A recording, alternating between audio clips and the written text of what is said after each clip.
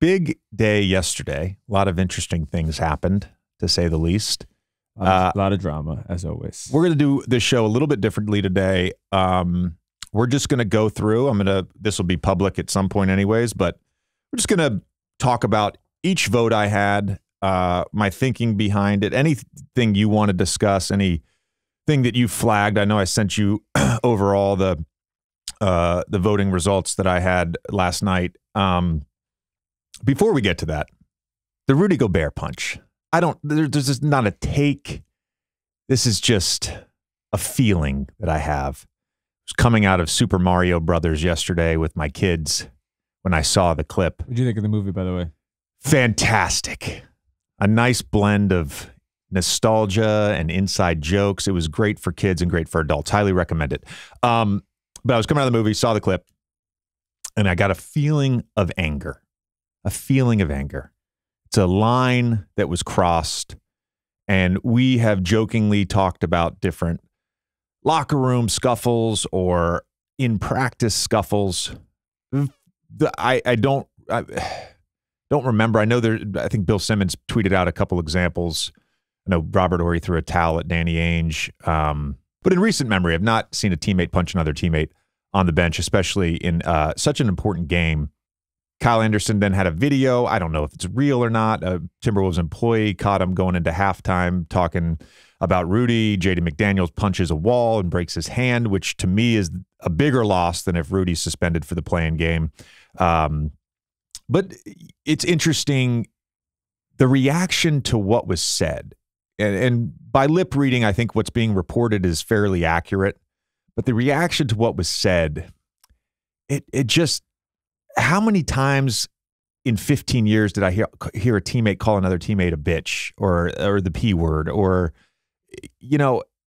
it's just so odd. And I guess my feeling on it is that this has to have been something that is built up over the course of the season. And you saw Taurean Prince's reaction to it. The fact that Gobert, it wasn't just that he punched his teammates. He actually had to reach over Chris Finch, his head coach, to punch Kyle Anderson. It's also crazy because he's doing this in what is basically a playoff game. Yeah. This was not done on November 18th because something happened the night before. This is their most important game of the year, and this is happening. I don't know. I mean, did you watch the film The Breakup? Yeah. There's a scene in there where Vince Vaughn's character and Jennifer Aniston's character, they're arguing about different things, and Jennifer Aniston's sister comes up and she says, "Don't you bring up my sister. She's had a lot of problems," is what he said. He did a lot of problems. And Vince Vaughn's response is, "She slept with the entire Arizona Arizona offensive line on vacation." And he says, "She doesn't have problems. She's the problem."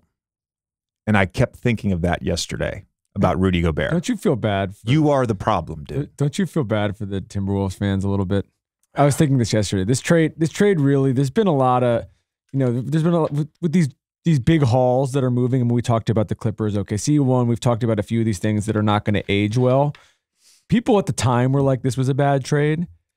Well, hold on a second about the Clippers. I just want to say one thing. You're not getting Kawhi without getting PG. And secondly, if Kawhi doesn't tear his ACL, they likely have a championship. Yeah, and also, I don't think that anybody... I'm willing to do that trade if I'm the Clippers 10 times out of 10. Also, I don't think that anybody thought Shea was going to be a first-team All-NBA guard. I think everyone thought he was really good. I'm not sure they knew he was this good. But I'm saying, like, everyone with this trade, whenever it happened in July or whenever it was, were basically like, this trade makes 0 sense. And every day since then, it's gotten worse. It's been reinforced. And then Walker Kessler, which we'll get to later, has made it even. I mean, I don't know. It's a bummer. It's also a bummer because the T-Wolves have a lot of other great weapons. I mean, this is a roster. I think you're right about the McDaniels thing, though. That's a bigger deal to me than Rudy not playing. One of 6 players to guard All-Stars for more than 1,000 minutes while on the court this year, Jaden McDaniels, gave him some consideration for all defensive team. Didn't make the list, but let's get right into it. Hey guys, it's JJ. If you're a basketball diehard like me, then you know there's always something spicy to talk about when it comes to the NBA. That's why I'm excited to play this week's episode of The Old Man and the Three Things for You. Normally, this show's available exclusively on Amazon Music, but I wanted to give you a preview of what it's about so you can join us every week. In the show, Tommy and I cover the hottest topics in the league, but without the outlandish takes. We unpack top stats, trends, and preview big games.